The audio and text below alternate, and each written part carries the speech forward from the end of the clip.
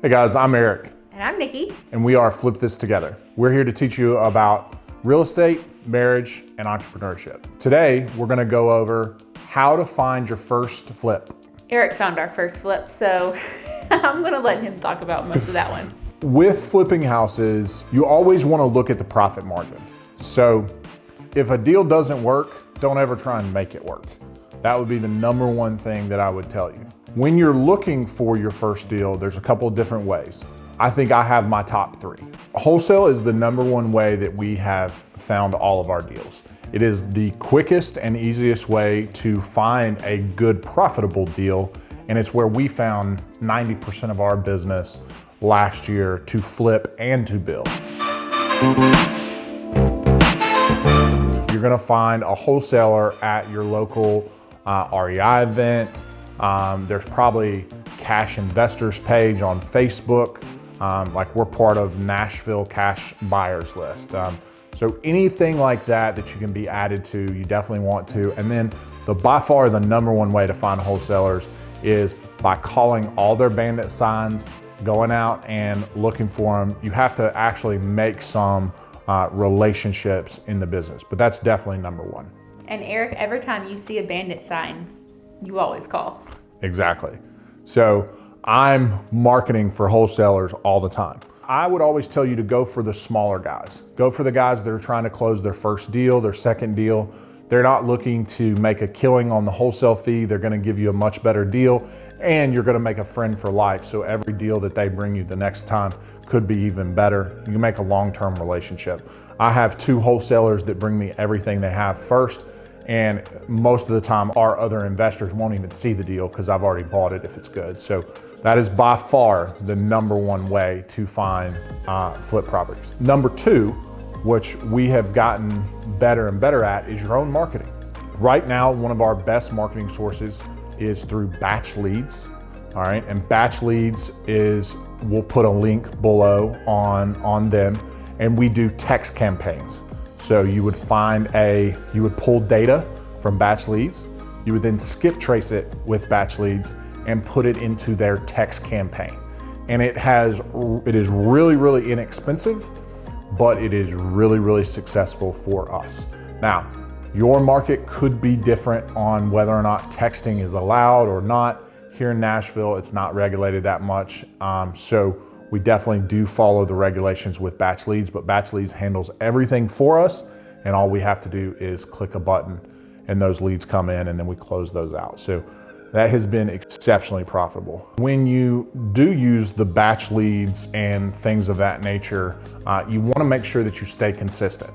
So whatever you start, don't just do it for a month and stop. Commit to 6 months, and 6 months of steady marketing. Make sure that you continue to do your steady marketing and track it.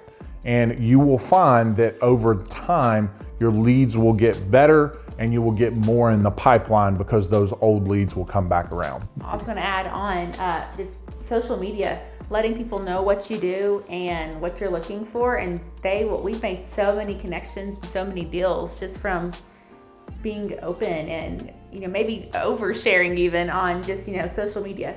People know what you do, they think of a deal and they think of you. The other thing that we would say as far as marketing goes is definitely your social media, batch leads, and then what I consider circle prospecting. So circle prospecting has been one of my main sources the past couple of years of deals that I specifically want. So what I do is I will go onto a prop stream. It's basically where I find the deal that I just bought, and I will call within a big mile circle of that deal of every property that I think I want. So I'll go into batch leads, I'll type that name in, I'll then skip trace that name, and I'll call them directly.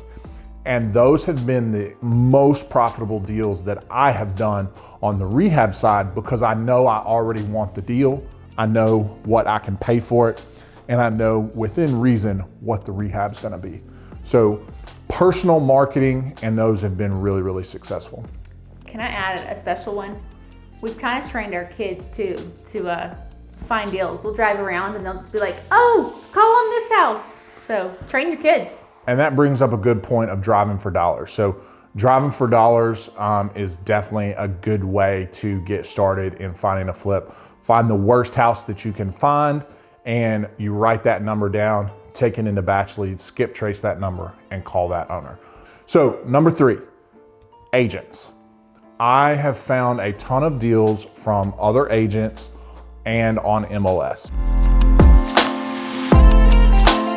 So in layman terms, non-Eric, he gets so, he geeks out on this stuff. MLS is multiple listing service.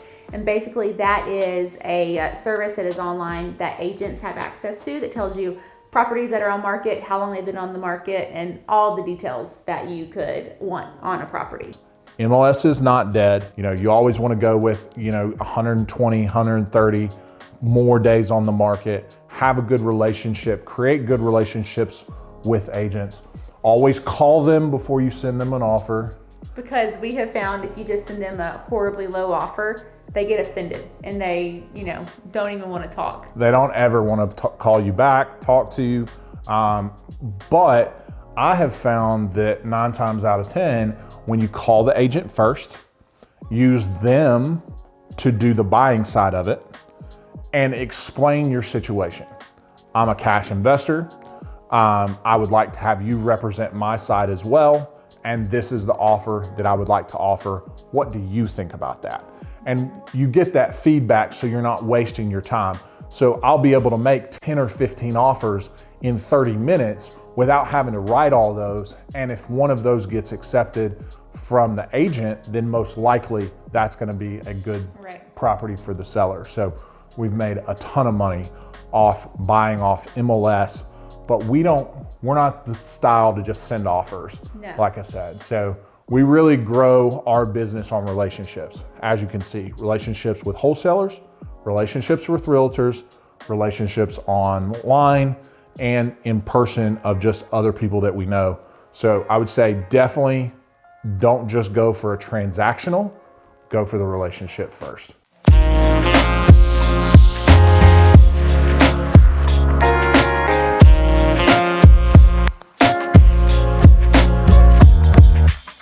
Thanks for watching our video, guys. If you found value here, please like and subscribe for future videos. And if you have any questions or if you have any tips on how you find your deals, leave a comment for us and we'll get back to you.